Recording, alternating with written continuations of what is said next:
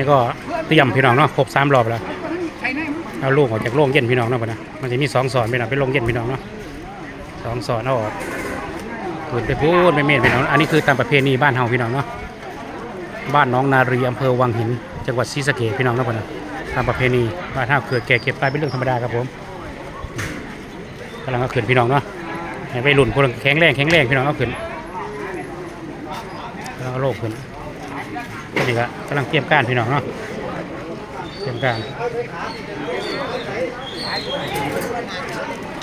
ไปเดี๋ยวพี่น้องไปนะไปลงไปสู่ผู้พุ่มที่ดีได้ลุงเด้อหันหัวพิษพี่น้องมาหันพิษไล่ ไปแหละสู่ผู้พุ่มที่ดีไปนะแต่ของชายาถามเพิ่นว่าสิไปใส่ลุงมาแต่ใส่มาแต่ทางหลังสิไปใส่ไปทางหน้าแล้ววะ ผู้เฒ่าพี่น้องเนาะจะวางได้มันไปแล้วนะ